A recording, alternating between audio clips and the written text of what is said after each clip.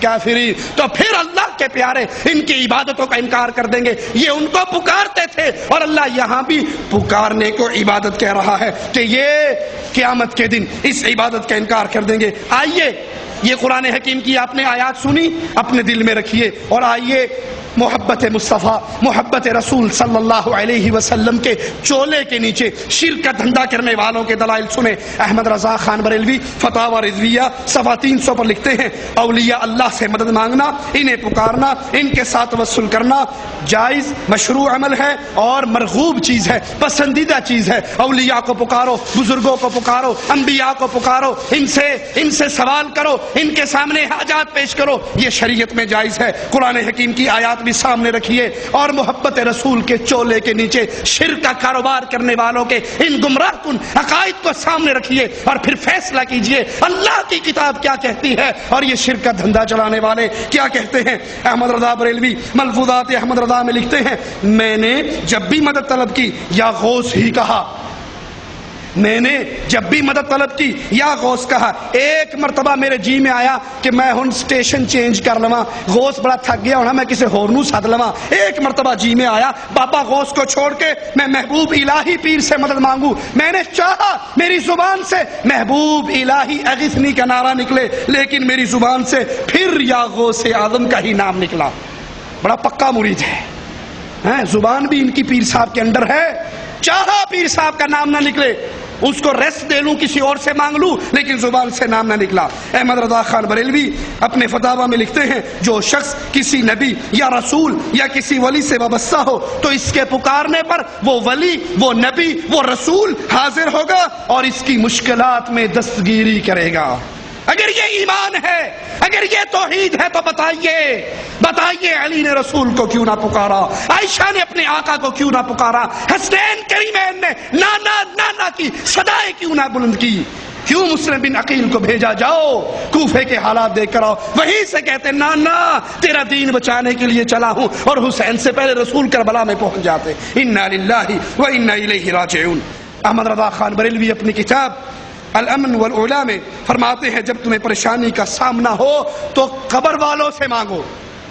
قرآن کیا کہتا ہے اموات غیر احیاء وما یشعرون ایان یبعثون. جن سے مانگ رہے ہو تم نے اس کو نہلایا، دہلایا، غسل دیا، کفن دیا، زمین میں ڈالا، اوپر مٹی ڈالی، سارا کچھ تم نے کیا اور یہ مجبور ہو کے پڑا رہا اور کرواتا رہا. اب یہ مردہ ہے، یہ زندہ نہیں ہے، ان کو شعور نہیں ہے، ہمیں اٹھایا کب جائے گا. اور وہ کہتے ہیں نہیں، جب بھی پکارو ان قبر والوں کو پکارو، یہ تمہاری مشکلیں دور کریں گے. احمد رضا خان فتاوی رضویہ میں فرماتے ہیں ہر چیز، ہر نعمت، ہر مراد، ہر دولت دنیا میں، دین میں، آخرت میں روز اول سے لے کر آج تک، آج سے لے کے ابد تک جسے ملی ہے یا ملتی ہے وہ حضور اقدس کے دستے مبارک سے ملی ہے اور ملتی ہے. اللہ کے نبی ہی سارا کچھ بانٹتے ہیں. قیامت تک جس کو جو رزق ملے گا، اولاد ملے گی، شفا ملے گی، وہ محمد الرسول اللہ کے ہاتھ سے ملے گی. انا للہ و انا الیہ راجعون. نام محبت رسول صلی اللہ علیہ وسلم ہے، لیکن اس کے نیچے اللہ کے نبی کی بعثت کے مقصد کو فوت کر دیا گیا.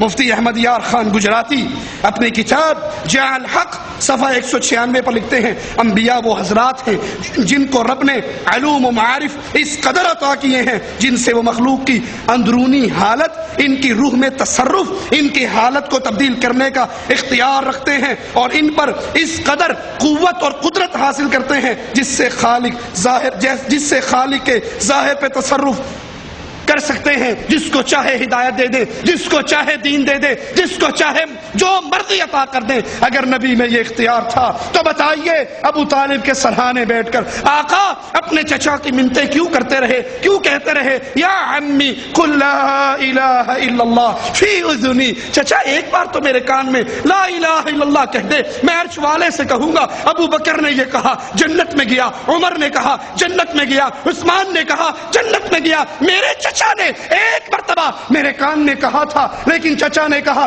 اموت علی دین عبد المطلب، بابا کے دین کو نہیں چھوڑتا. لوگ کیا کہیں گے اخترت النار علی العار، میں آگ برداشت کر لیتا ہوں، ناک نہیں کٹوا سکتا. مفتی گجراتی صاحب اگر نبی کو یہ اختیار تھا جس کا دل بدل کے ہدایت اور نور سے بھر دے تو اپنے چچا کے ساتھ یہ ظلم کیوں کیا؟ نعوذ باللہ ثم نعوذ باللہ۔ قرآن حکیم کی جتنی آیات ہم نے سنی ان کی روشنی میں یہ نظریات صریحاً شرک ہیں، اور اللہ تعالیٰ نے شرک کی کوئی دلیل نازل نہیں کی۔ وہ دین جو صحابہ نے نبی سے سیکھا اور سیکھ کر اپنے شاگردوں کو سکھایا، اس دین کے اندر یہ نظریات نہیں ہیں۔ نبی کے دور میں یہ نظریات نہ تھے، صحابہ کے دور میں یہ نظریات نہ تھے، تابعین کے دور میں یہ نظریات نہ تھے۔ محبت رسول کی آڑ میں شرک کا دھندا چلانے والوں کے دلائل سنیے جو بطور شبہات عوام الناس کے دلوں میں ڈالتے ہیں۔ آئیے ان کا پہلا شبہ کیا ہے ہم سنتے ہیں، اور اللہ کی توفیق سے قرآن و حدیث سے پھر اس کا جواب لیتے ہیں۔ وہ کہتے ہیں جی دلیل دینے سے پہلے کہیں گے دلیل اسی دین لگے لیکن تسی ہو وہابی مننا نہیں، دلیل دین لگے ہیں لیکن تسی مننا وہابی جو ہوئے۔ آئیے دلیل سنیں۔ والذین یدعون من دون اللہ لا یخلقون شیئا وهم یخلقون اموات غیر احیاء وما یشعرون ایان یبعثون۔ اس کا ترجمہ ہے کہ جن لوگوں کو یہ اللہ کے سوا پکارتے ہیں وہ کوئی چیز بھی تو نہیں بنا سکتے بلکہ خود مخلوق ہیں، بے جان لاشیں ہیں، ان کو تو یہ بھی معلوم نہیں ہے کہ دوبارہ اٹھائے کب جائیں گے۔ اس آیت میں یدعون کا ترجمہ پکارنا سراسر غلط ہے اور بے بنیاد ہے۔ یدعون کا ترجمہ پکار نہیں بلکہ عبادت ہے، یہاں پکارنا جائز ہے، اس سے مراد پکار نہیں ہے بلکہ عبادت ہے۔ آئیے اس کا جواب سنتے ہیں۔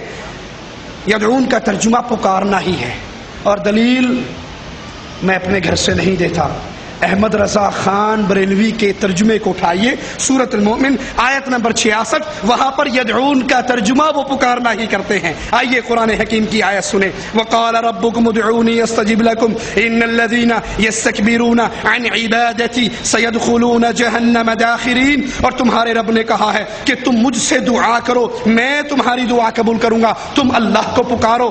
وقال ربکم ادعونی، ترجمہ کیا بن رہا ہے؟ تم اللہ کو پکارو، مجھ کو پکارو، میں تمہاری پکارے سنوں گا۔ ان الذین یستکبرون عن عبادتی، جو میری پکار سے تکبر کرتا ہے۔ یہاں اللہ نے پہلے پکار استعمال کیا اور پھر اگلے حصے کے اندر اس پکار کو اپنی عبادت کہا کہ جو تکبر کرتے ہوئے، بڑائی کرتے ہوئے، خود سری کرتے ہوئے عبادت سے تکبر کرتا ہے ان قریب ذلیل ہو کے جہنم میں داخل ہوگا۔ قرآن کی آیت دو ٹوک فیصلہ دے رہی ہے کہ پکار عبادت ہے جو خالص حق اللہ عز و جل کا ہے۔ یہ آیت کتنی واضح ہے، پہلے اللہ سے دعا کا ذکر اور پھر دعا کو اللہ نے عبادت کہا۔ ترمذی میں ہے کہ یہی وجہ ہے رسول اللہ صلی اللہ علیہ وسلم نے اس آیت کی تلاوت فرمائی اور پھر فرمایا الدعاء هو العبادہ، پکارنا ہی تو عبادت ہے۔ آیت قرآن حکیم کے ساتھ ساتھ حدیث رسول نے اس مسئلے کو بالکل واضح کر دیا کہ ما فوق الاسباب، اسباب کے علاوہ، اختیار کے علاوہ کسی کو مشکل کشا سمجھ کر پکارنا اس کی عبادت ہے۔ آئیے اہل شرک کی قبر پرستوں کی دوسری دلیل پہ غور کریں۔ کہتے ہیں انبیاء کرام، اولیاء من دون اللہ میں داخل نہیں ہیں بلکہ من دون اللہ سے مراد صرف بت ہیں۔ کہتے ہیں نا کہ اللہ کے علاوہ کسی کو پکارے، کہ من دون اللہ وہ ہوتے ہیں جو اللہ کا غیر ہو۔ من دون اللہ کون ہے؟ جو اللہ کا غیر ہو۔ تو اولیاء پلا اللہ کا غیر ہو سکتا ہے؟ استغفر اللہ، وہ آپ بھی کتنے گستاخ ہیں، نبی کو اللہ کا غیر کہہ رہے ہیں، اولیاء کو اللہ کا غیر کہہ رہے ہیں۔ ایک کہنے والا اور کہتا ہے توبہ توبہ توبہ علی نو خدا اکھنے ہاں، توبہ توبہ توبہ علی نو خدا اکھنے ہاں، نہ خدا تو جدا اکھنے ہاں۔ ہمارے نبی نہ خدا، علی نہ خدا ہے، نہ خدا سے جدا ہے، اور وچے کو چموچے۔ یہ اولیاء اللہ کے غیر نہیں ہو سکتے، اللہ کے غیر تو بت ہیں۔ من دون اللہ سے مراد مشرکین کے بت ہیں، اولیاء اللہ نہیں۔ آئیے سنیے، جواب سنیے۔ مشرکین بتوں کی پوجا کرتے تھے، یہ بت یوں ہی گھڑی ہوئی مورتیاں نہیں تھی بلکہ قوم کے وہ صالحین جن کی محبت اس قوم کے دلوں میں بیٹھ چکی تھی، وہ ان کی شکل اختیار کرتے تھے۔